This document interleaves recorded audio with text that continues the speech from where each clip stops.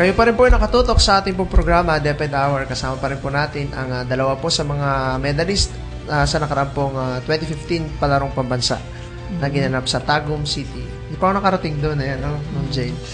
Baka sa mga susunod doon na ganapin yung National Schools. Akala ko pag-aaralin mo ako ng taekwondo para makalaban din, So, kanina napagkwentuhan natin yung experience ni Jillwell sa Taiwan. Ayan. Naman tanong natin kung may experience aside from palarong pambansa si Clyde. Clyde, meron ka pa bang mga nilabanan? Opo, nakalaban na rin po ako sa ibang bansa. Okay, so lately ba yun? Last year pa po. Last year. Sige nga, kwento mo kasi parang talaga pag taekwondo, out of the country na kanilang mga laban. Sige nga, Clyde, saan naman yun? Ano din po, nag-evaluation din po kami sa Manila po. Tapos kinuha din po ni Master Hong yung mga napili po. Tapos nag-training po kami na isang buwan. Tapos punta po kami sa Azerbaijan. Yung laban po doon, yung pati po yung headgear, may sensor na rin po. Yun doon po, yung pinakaunang, yung first time po ginamit yung sensor headgear. Saan ba ulit? Azerbaijan po. Hindi ko yata alam. Tingnan natin mamaya sa Atlas, ano ulit, Azerbaijan. Sige, basta yan ang letter A yan, Asia ba yun o ano? Asia po. Asia. Country talaga ba yun? Or Oo, alam naman nagsisinungaling si Ivan. Part lang po yata. Ano yun? Ano yung sumasakop sa kanya? Niya? Country po. Country siya. Ayuk. Kaya pala. So, malapit sa Middle East. Okay, so yun, Kaya pala hindi tayo familiar, Ma'am Jane. Kasi, alam ko sa ulo mo lahat ng mga letter A, starting from Argentina, Okay. So, nanalo ka ba dun, Ivan? Nanalo po ako ng first fight. Talo po ako ng second fight. Ayun. So, not bad kasi ibang bansa na yun, pag ba ibang bansa, ibig sabihin, ibang level ang dating? Opo. Unti lang po kasi yung napipili pong lumaban sa ibang bansa. Dito parang, kumbaga, Ma'am Jane, pinipili na sila kasi sa Manila pa sila pupunta, for the selection. At saka naglalaban-laban din kayo doon, bago ka ipadala sa ibang bansa. Pinipili talaga. Not bad talaga, kahit na natalo, napunta pa siya sa sa na nga yun. Basta yun. AZ ang nampisa. Tingnan natin, malapit sa Middle East daw. Ayan. Bukod sa taekwondo, si Jillwell ay may sports pa bang nilaro? Wala na. Okay, so talagang first love mo na ang taekwondo. Paano naman ang love affair mo sa taekwondo? Ano yan? Yung pong taekwondo po kasi, since nga po grade 1 po ako, nag-start po ako. And hindi naman po, si mami po yung pumilit sa akin na mag-taekwondo. Kasi ako na rin po yung lumapit kay mami na gusto ko po mag-taekwondo. May nakita ka bang nagta-taekwondo? Sa family niyo? Wala. Si mami daw po kasi nagkakarate po nung college days niya. So naririnig mo, Siyempre, sa bagay, Ma'am Jane, kung ano yung naririnig ng mga anak na ginagawa ng tatay o nanay, parang gusto mo rin gayahin, So, sa kaso ni Jillwell, dahil naririnig niya na nangangarati talaga yung nanay niya, Hindi naman kaya kinakarati tatay mo, Hindi naman Hindi naman kaya ka na-inspire, nakikita mo yun. Parang pinapractice pa rin ng mami, Hindi naman, So, basically, doon nagsimula yung, mo, pagka, parang, knowledge mo din sa, may ganun palang sport. Hindi po. Nung pumunta po kami sa mall po, nakita ko po yung tarpaulin po namin, nakalagay po ng taekwondo. Tapos, yun po yung time na sabi ko po gusto ko po mag-taekwondo. Secondary na rin sa nanay mo, kung hindi ba nagta-taekwondo, nangangarate si nanay mo, magugustuhan mo pa rin kaya yun? Opo. So, yun. Hindi ka naman nalalabelan ay Jillwell na iwas tayo dyan, baka tayo, ganun. Hindi naman po. Hindi naman, Pero ano ba? Naging motivation mo bakit taekwondo ang nagustuhan mo sa dami ng sports? Para din po siguro sa self-defense po. Tsaka po, pag nag-college po, kung sakali po, makakuha po ng scholarship para po bawas gastos sa pamilya. Nabanggit mo na rin yung college days na yan. Saan mo babalak at anong kursong gusto mo kunin, Jilwell? Yung sa course po, wala pa po. Pero siguro po sa UST po. Pwede siguro inclined din sa, no, sa defense. Pwede siya, PMA, pwede, ano? Okay, kasi... UST kasi, medicine. Medicine, gano'n. Okay, anyway, baka gagawa naman si Jilwell ng paraan, ano? Baka naman maging varsity player sila doon lang. Maganda yun, ano? At, tingnan natin. Grade 9 ka pa lang naman sa pagsakan, di ba? Opo. Ito, si Ivan naman, ano naman ang yung love story mo sa taekwondo? Ano po, naglilibot lang po kami ng papa ko sa mall po. Tapos, yan ba ay elementary ka o ano? ano po, grade 5 po. Grade 5, Tapos ano po, nakita lang po namin, may mga taekwondo po. Tapos, sinali po ako ni papa. Tapos, una po, ayoko po ng taekwondo.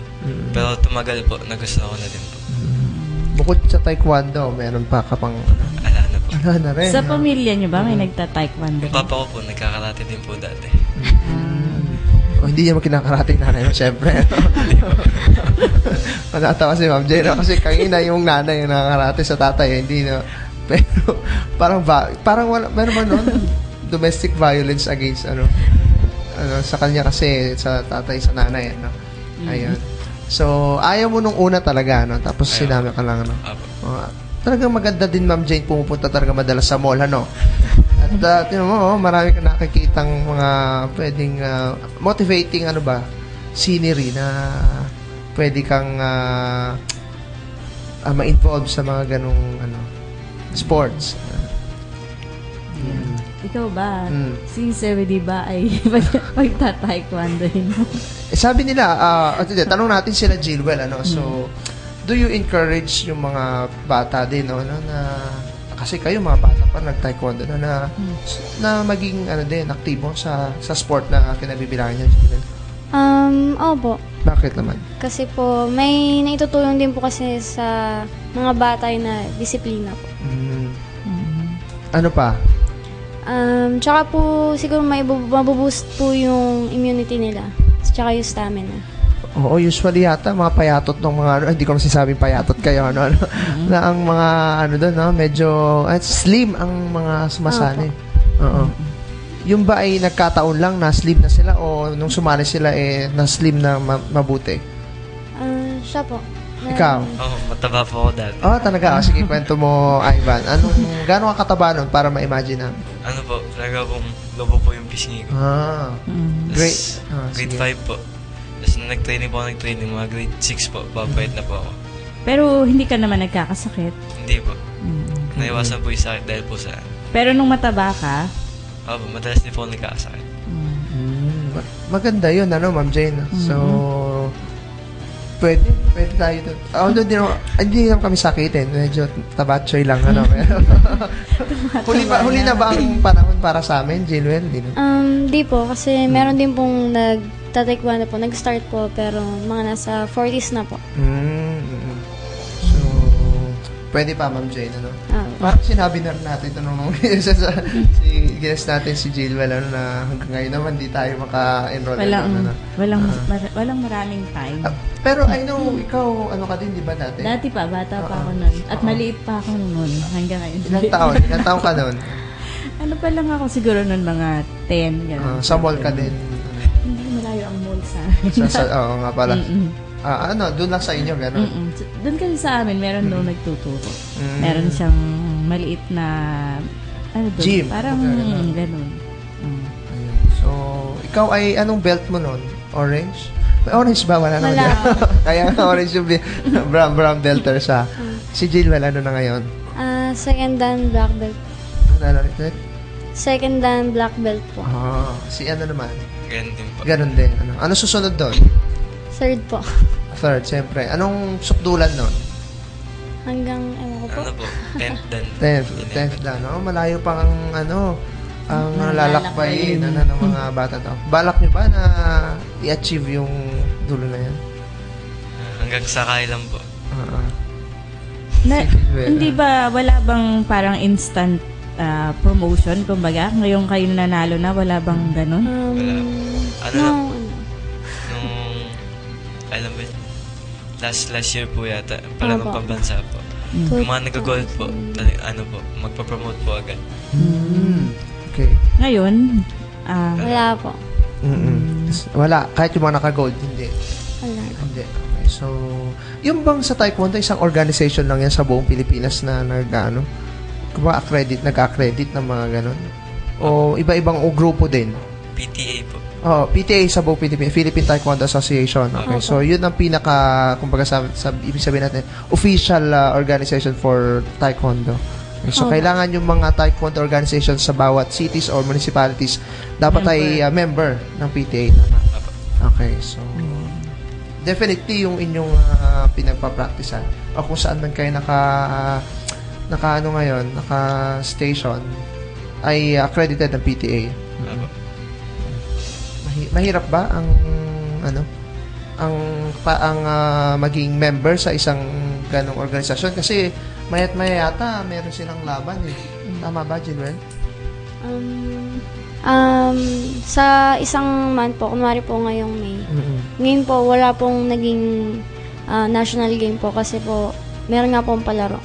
Tapos po, siguro po sa June po meron na po. So, sa batch ninyo, lahat kayo nakapaglaro? So, marami kayo, di ba, na member? Opo. So, may binibigay bang mga pagkakataon sa mga sa lahat na lumaban? O depende pa rin sa kakayahan ng player? Pagka gusto pong lumaban po ng player po, sasabihin lang po dun sa coach kung pwede ba, tapos i-register na po yung player. So, ang membership ay individual, hindi yung halimbawa kung saan kayo naka-enroll na school, ganun. Individual. So, nagkakaroon kayo, sa buong bansa, ay nagkakaroon kayo ng parang conference, nagkikita-kita kayo doon? Yung mga coach lang po. Coach lang. Pero may mga mga regional fights, gano'n, tapos leading to national fights. Merong gano'n, di ba? Ano po, yung national fights po, kung sino lang, kung gusto lang po kung sumali, gano'n din po. Lalo lang po sa region. So, hindi naman nire-required? Hindi naman po. So, yun, gano'n para Ma'am Jane yung, yung kaayusan ng kanilang grupo ba? Ibig sabihin, pag mayroong isang bata na gustong lumaban ng Taekwondo, kailangan maging member muna ba siya ng... Ano po yun, automatic member na po pag sumali po siya ng Taekwondo sa isang gym po. So yung Taekwondohan sa mga barangay, kung gusto nilang lumaban, ewan ko lang po. Hindi alam yung procedure. So, yun alamin natin. Para pag nag-guest ulit yung mga ito, next year, tsak na mag-guest ulit sila kasi nanalo na sila ngayon. Tuloy-tuloy na yan, Nabanggit mo pa kanina, na lumaban din sa Vietnam. Sa Vietnam. Si Jilwell, kumustahin naman natin yung paglaban niya sa Vietnam. Kung yung sa Taiwan ay nung March, tama ba? Nung April. Ito namang Vietnam ay noong March po. So, nauna yung Vietnam, okay. So, ano naman ang naging resulta ng paglaban mo doon? Golden po. Golden. Kita mo. Hulaan ko, KPNP ba ginamit doon? Hindi po. Hindi, yung... manual po. Manual. So, parang lang din, depende sa judge, sila na nagpo-point kung nakita lang, gano'n. Opo. Ilan yung nakasparing mo doon? Sparring ba tawag doon? Opo. Nung nakaisang laban lang po ako nun, kasi po, dalawa lang po kaming player sa weight. Sa weight ninyo. Lampaso ba yun? Yung laban na yun? Anong kalaban? Anong bansa? Tiga Vietnam po. Taga Vietnam. Vietnam din. So, hindi ito pag home, pag dun sa, mo ginawa yung malamang ang panalo. Pero muntik na rin po ako matalo nun. So, ibig sabihin, hindi kita laban? Opo. Paano? Nung first round po kasi, siya po'y lamang. Tapos, nung second round po, minindset ko na po na kailangan kong humabol. Tapos, umabot po sa 8.6 po yung points na nakuha namin. Ano naman na-curious ako, ano naman ang nagiging prize? Bukod sa mga medal, syempre, pakita nga natin yung mga medal ni, asan yung medal mo sa Taiwan? Ayan. Ito po. Ayun, laki, hinawakan ko nga, Ma'am Jane, kanina kabigat, Ano yan? Gold medalist ka doon, di ba? Pero hindi gold, mukha pong bronze. Mukha bronze, so, yung isa? Ito po sa Vietnam po. Ayan, sa Vietnam. At yung sa palaro? Ito po. Ayun. Pareho po kami ni Ivan. Okay. So, mabibigat, Ma'am Jane, yung mga medal nila. Pakita rin ni Ivan. Si Ivan. Para na makita natin yung medal niya. Ayun. Sa palaro. Ako, masakit yan pag pinukpok ko, no? Anong bigat eh. Siyempre, At hindi naman siguro darating sa punto na kasi treasure nila yan. Okay, tuloy natin yung kwento natin kay Jilwell. Jilwell? Yung nakalaban mo ay Vietnamese din. Tapos, may dikit ang laban. Okay, so anong weight naman yun? Category ang... ganun din po. Bantamweight o welterweight. Welterweight. So, yun. Meron bang upcoming laban si Jilwell? Kung sakali po nakakuhanin po ako ulit po nila Master Hong po, sa Korea po. Korea? Okay. Yun ba ay, ano ang mga kasama doon? World na po. World? Para makunin siya doon kasi siya nanalo sa Asia. Ayan, so, nagpe-prepare ka na for that? Although, alam naman natin na hindi pa final yung invitation. Opo, nagpe-prepare na rin po. Nag-training po. Ikaw ang representative ng Asia? Opo, isa po sa nagre-represent po. So, world. Si naman, si Ivan, may laban ka? Ivan, kaming laban? Ganyan din po, kung makukuha din po sa Korea. Ano naman ang timbang mo, ang category mo doon? Feather po. Featherweight. So yun, Ikaw, may kaming laban ka? Yung tanong ko kanina, yung prize pagdating sa mga laban, siguro. Oo nga pala, miss natin. Bukod sa medal, Wala po. Medal.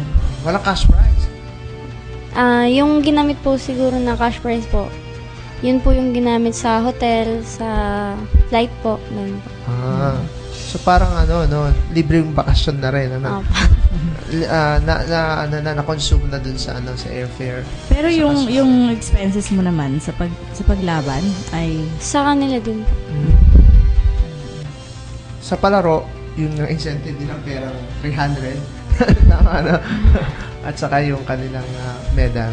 Ayan. So, yun, Ma'am Jane, tanong naman natin ngayon kung ano yung kanilang ipapayo, tips sa mga gustong maging magaling na taekwondo player.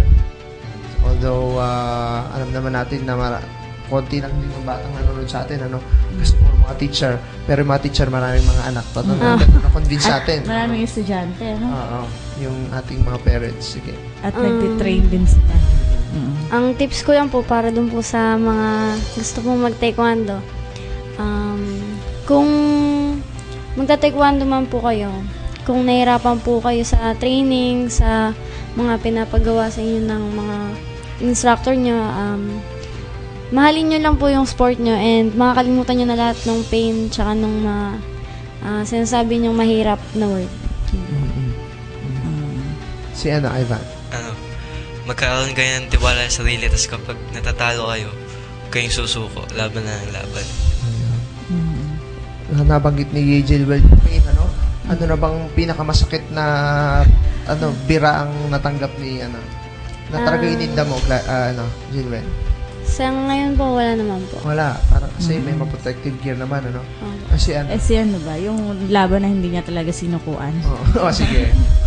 Meron po ako dating laban na na halos may yak-yak na po ako sa sakit po nung sipa nung kalaban. Pero nanalo pa rin po ako. Siguro nasikmuraan ka yung mga hindi naman sa party sa gitna po. Kaya nga sakit talaga yung masikmuraan. Anong sipa yung niya sa'yo? Natanda mo pa? Hindi na po. Hindi na. Kasi siguro biglaan nga yan. Baka flying kick yun diretso sa sikmura. Sakit yun, So, ito na lang, bago tayo magpaalam ng Jill, kasi patapos ang ating oras. Are they suggesting na, na they go to the gym, halimbawa yung mga nasa mall, to be trained sa Taekwondo, o kung meron naman sa kanilang area, yun na lang mag-train? Siguro po dito po sa Cabanatuan, siguro po kung may kaya naman po yung parents nila na pag-trainingin sila sa mga gym, sa gym po sila pumunta. Kung wala naman po, siguro po sa school nila meron naman. Si the same idea? Ganon din ang opinion mo? Kapag siguro po mamili po ng instructor po kung talagang magaling po magturo, doon po sila. Baka meron pa silang gustong pasalamatan bago tayo magtapos, baka may na-miss pa si kanina. Yung mga sumuporta sa inyo, sa mga laban ninyo. Thank you po sa mga sumuport po sa amin through financial po. Si Mayor J po. Thank you po sa mga binigay niyo pong suporta. Tsaka po sa family ko po, dyan po sa Rizal, tsaka po dito sa Cabanatuan. Sila ate po, nasa Baguio po. Taga Rizal ka ba? Sila mami po. Sila mami. Mamaya magkikwentuhan tayo. Ayan. So, yun, At tanong ko na bago tayo para mag-join na rin. Sa kanila. Baka may gustong pasalamatan si Clyde, Nagpapasalamat po ako kay Mayor J din po, sa magulang ko po. Tsaka sa mga teammates ko po nung palang pabansa, dahil sinaportan po nila ako. Tsaka po sa coach ko po dito sa Cabanatuan. Nagpapasalamat din po ako. So, yung sabi ko yung sa kanila, pag may aksidente dun sa, naka-enroll ka dun sa may aksidente, covered ka ng insurance, Hindi po. Hindi. So, parang may waiver, Pero sa college po ata, kung yung college university po na pinuntahan niyo po, meron pong insurance. Meron po. Maraming salamat sa ating mga bisita ngayong gabi, At marami naman akong natutunan dyan, yung bagong bansa na yun, Araw-araw, tuwing Merkulis, marami tayong mga natututunan, At sa susunod ulit, pagbutihin natin sa 2016, palarong pambansa. At isang edisyon na naman po ng DepEd Hour ng Baritaan, Turuan at Talakayan ng Natunghayan. Ako pa rin po inyong nakasama, Alan David Valdez. Sa ngalan po ng ating School Division Superintendent, Dr. Rod Razon, at ng Office of Media and ICT, ako po si Jane Valderrama. Abangan po ninyo ang susunod na programa, Slow Moments and Memories with J. Christian. Magandang gabi po.